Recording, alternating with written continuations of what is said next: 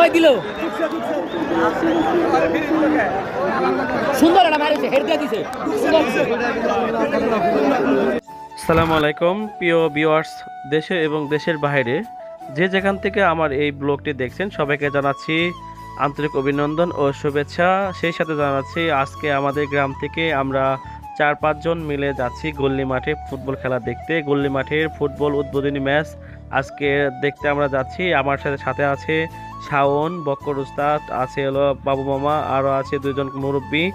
আর আমাদের সাথে আরও 2 জন যাওয়ার জন্য মোটরা থেকে তারা সিএনজিতে উঠতে যাচ্ছিল, কিন্তু আমাদের সিট না থাকায় তাদেরকে আমরা কুলে করে নিয়ে যাচ্ছি। তো কিছু দূর যাওয়ার পরে বলছে গাড়ি পাওয়া যাবে না, তাহলে বাতিজা তুমি আমার কুলে বসো, আমি নিচে বসি। ঠিক আছে বসেন। তো সেই জন্য আমি তার কুলে বসে চিপাচাপি করেই যে খেলা দেখতে যাচ্ছি। খুবই আনন্দ পাচ্ছি এবং আনন্দ করতে করতে যাচ্ছি গল্লি মাঠের ফুটবল খেলা দেখতে।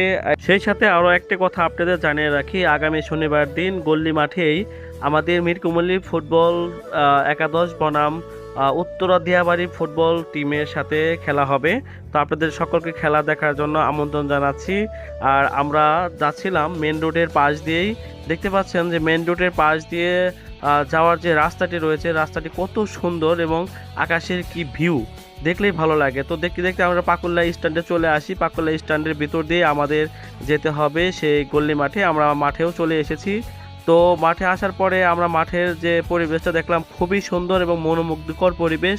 মাঠটি খুব সিম্পলি সাজানো, কিন্তু মাঠটি খুবই সুন্দর। তো আমি এবং শাওন চতুর্দিকে ঘুরে দেখতেছিলাম যে দেখি পরিবেশটা কেমন, আশেপাশে আর কি কি আছে এবং কি খাওয়া যায় কি দেখা যায়। সেজন্য মাঠের আশেপাশে আমরা ঘুরে ঘুরে দেখতেছিলাম, খুবই ভালো লাগতেছিল। তো পরিবেশটা খুবই ভালো।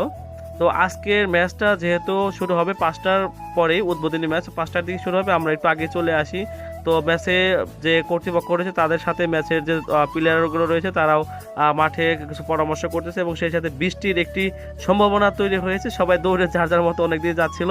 পরের খেলা সুন্দরভাবে উপভোগ করার জন্য সবাই সুশৃঙ্খলভাবে বসেই উপভোগ করতেছিল। তো সকলের উপস্থিতিতে মাঠের একটি মনোমুগ্ধকর পরিবেশ তৈরি হয়েছিল। তো প্রতিটি বিকালেই কোনো না কোনো খেলার মাধ্যমে শেষ হয়। সকলের সুস্বাস্থ্য কামনা করে আমার ব্লগে শেষ করছি। আসসালামু আলাইকুম।